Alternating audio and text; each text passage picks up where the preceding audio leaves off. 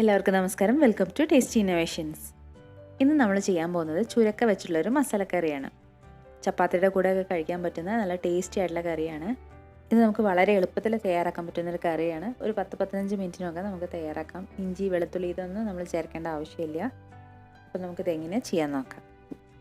ഈ ചുരക്ക വളരെ ഹെൽത്തി ആയിട്ടുള്ളൊരു വെജിറ്റബിളാണ്. ഇംഗ്ലീഷിൽ ഇതിന് ബോട്ടിൽ ഗാർഡ് എന്ന് പറയും, അതുപോലെ ഹിന്ദിയിൽ ലോക്കി എന്നാണ് പറയുക. ഇതിൽ ധാരാളം ഫൈബറും അതുപോലെ തന്നെ വൈറ്റമിൻ സി ഒക്കെ അടങ്ങിയതാണ്. ഇത് ഡയബറ്റിക് ആയിട്ടുള്ള ആൾക്കാർക്ക് അതുപോലെ തന്നെ വെയിറ്റ് ലോസ് ആഗ്രഹിക്കുന്നവർക്കൊക്കെ നല്ലതാണ്. അവരുടെ മെനുവിൽ ഉൾപ്പെടുത്തുന്നത് നല്ലതാണ്. പലരും ഇത് ജ്യൂസായിട്ട് റോ ആയിട്ട് ജ്യൂസ് അടിച്ച് കുടിക്കാറുണ്ട് വെയിറ്റ് ലോസിന് വേണ്ടിയിട്ട്. പക്ഷേ അങ്ങനെ ചെയ്യുന്നത് അത്ര നല്ലതല്ല. എപ്പോഴും കുക്ക് ചെയ്ത് കഴിക്കുന്നതാണ്, വേവിച്ച് കഴിക്കുന്നതാണ് നല്ലത്. അപ്പോൾ നമുക്കിവിടെ ഒരു ചുരക്ക മുഴുവൻ ആവശ്യമില്ല, അതിൻ്റെ പകുതിയെ നമ്മൾ എടുക്കുന്നുള്ളൂ. അപ്പോൾ നമുക്കത് കട്ട് ചെയ്ത് മാറ്റാം. അതുപോലെ തന്നെ ഇത് നമ്മൾ ഉപയോഗിക്കുന്ന സമയത്ത് ശ്രദ്ധിക്കണം. നമ്മൾ ഉപയോഗിക്കുന്ന സമയത്ത് ഇതിന് ചെറിയ കയ്പ്പ് തോന്നുകയാണെങ്കിൽ അത് ഉപയോഗിക്കാൻ പാടില്ല. അതിൽ വിഷാംശം ഉണ്ടാവും എന്നാണ് പറയുന്നത്. അപ്പോൾ എപ്പോഴും നല്ലത് നോക്കി നമ്മൾ സെലക്ട് ചെയ്യണം. ഇനി നമുക്കിത് എങ്ങനെയാണ് ചെയ്യാൻ നോക്കാം. അപ്പോൾ നമ്മളിവിടെ ചുരക്ക നന്നായിട്ട് അരിഞ്ഞു വെച്ചിട്ടുണ്ട്. ചുരക്കയും അതുപോലെ തന്നെ ഉരുളക്കിഴങ്ങും ചെറുതായി അരിഞ്ഞു വെച്ചതാണ്. നമ്മളിത് കുക്കറിലാണ് ചെയ്യുന്നത്. അപ്പോൾ ഞാനിവിടെ കുക്കർ ചൂടാക്കിയിട്ടുണ്ട്. അതിലേക്ക് എണ്ണ ഒഴിച്ച് കൊടുക്കുകയാണ്. ഏത് എണ്ണ ഒഴിച്ചാലും കുഴപ്പമില്ല. 1 ടേബിൾ സ്പൂണോളം എണ്ണ ഒഴിച്ച് കൊടുത്തു. അത് ചൂടായി വരുമ്പോൾ അതിലേക്ക് ജീരകം ചേർത്ത് കൊടുക്കാം. ജീരകം നന്നായിട്ട് പൊട്ടി തുടങ്ങുമ്പോൾ അതിലേക്ക് ഒരു 1/4 ടീസ്പൂണോളം ഉലുവ ചേർത്ത് കൊടുക്കാം. പിന്നെ നമ്മൾ ചേർക്കുന്നത് വറ്റൽമുളകാണ്. ഒരു 2 എണ്ണം പൊട്ടിച്ച് ചേർത്ത് കൊടുക്കാം. അത് കഴിഞ്ഞ് അതിലേക്ക് സവാള ചെറുതായി അരിഞ്ഞത് കൂടി ചേർത്ത് കൊടുക്കാം. എന്നിട്ട് നന്നായിട്ട് ഫ്രൈ ചെയ്തെടുക്കണം. സവാള നന്നായിട്ട് കളറൊക്കെ മാറി വരണം. കളർ മാറി വരുമ്പോൾ നമ്മൾ അതിലേക്ക് ഒരു 2 പച്ചമുളക് ചേർത്ത് കൊടുക്കാം. അതും ഒന്ന് നന്നായിട്ടൊന്ന് വഴറ്റിയെടുക്കണം. പച്ചമുളകൊക്കെ ഒന്ന് വാടി വരുമ്പോൾ അതിലേക്ക് തക്കാളി ചേർത്ത് കൊടുക്കാം. ഇതിപ്പോൾ ഒരു തക്കാളിയാണ് ചേർത്തത്. ഇത് നല്ല പുളിയുള്ള തക്കാളിയാണ്. അപ്പോൾ പുളി അധികം ഇല്ലാത്ത തക്കാളിയാണെങ്കിൽ ഒരു 2 എണ്ണം വരെ ചേർക്കാം. എന്നിട്ട് നന്നായിട്ടൊന്ന് ഫ്രൈ ചെയ്തെടുക്കാം. തക്കാളിയൊക്കെ ഒന്ന് വെന്ത് വരുമ്പോൾ നമ്മൾ അതിലേക്ക് പൊടികൾ ചേർക്കുകയാണ്. ആദ്യം ചേർക്കുന്നത് മഞ്ഞൾപ്പൊടിയാണ്.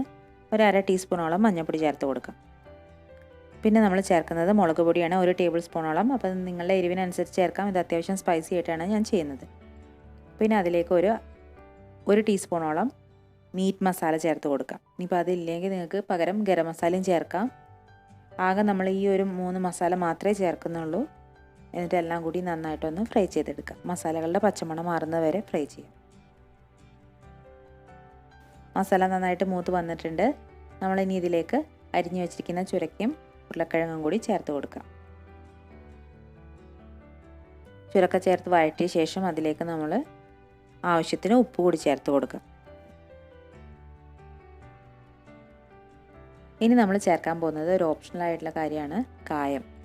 അത് ഒരു നുള്ള് ചേർത്താൽ മതി. ഇപ്പോഴും നമ്മൾ മസാല കറികളൊക്കെ ഉണ്ടാക്കുമ്പോൾ ഒരു നുള്ള് കായം ചേർത്താൽ ഒരു പ്രത്യേക ടേസ്റ്റ് വരും. അതിന് വേണ്ടിയിട്ടാണ് അങ്ങനെ ചേർക്കുന്നത്. ഇനി ഇതിലേക്ക് ആവശ്യത്തിന് വെള്ളം കൂടി ചേർത്ത് കൊടുക്കാം. എത്ര നിങ്ങൾക്ക് ഗ്രേവി വേണോ അല്ലെങ്കിൽ കട്ടിയായിട്ടാണ് വേണ്ടത് വെച്ചാൽ അതിനനുസരിച്ച് വെള്ളം ചേർത്ത് കൊടുക്കാം. വെള്ളം ചേർത്തൊന്ന് തിളച്ച ശേഷം നമുക്ക് കുക്കറിൻ്റെ മൂടി അടച്ചു വെച്ചിട്ട് വേവിച്ചെടുക്കാം.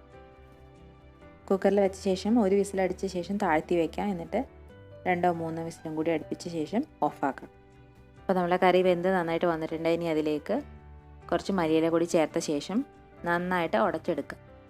ഉരുളക്കിഴങ്ങും അതുപോലെ തന്നെ ചുരക്കയെല്ലാം നന്നായിട്ട് ഉടയുന്ന രീതിയിൽ ഉടച്ചെടുക്കും. കഷ്ണങ്ങളൊക്കെ നന്നായിട്ട് ഉടച്ച ശേഷം ഒന്നുകൂടി ഒന്ന് കറി കട്ടിയായി മാറും. അങ്ങനെ നമ്മൾ ചുരക്ക വെച്ചിട്ടുള്ള സിമ്പിൾ മസാലക്കറി റെഡി ആയിട്ടുണ്ട്. അപ്പോൾ എന്തായാലും നിങ്ങൾ ട്രൈ ചെയ്ത് നോക്കണം.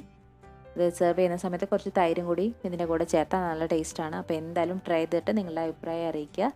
നമുക്ക് വീണ്ടും പുതിയ റെസിപ്പീസായിട്ട് കാണാം. അതിൻ്റെ മുന്നേ ചാനൽ സബ്സ്ക്രൈബ് ചെയ്യാൻ മറക്കരുത്. ലൈക്ക് ചെയ്യുക, ഷെയർ ചെയ്യുക, കമൻറ്റ് ചെയ്യുക. നമുക്ക് വീണ്ടും കാണാം. താങ്ക്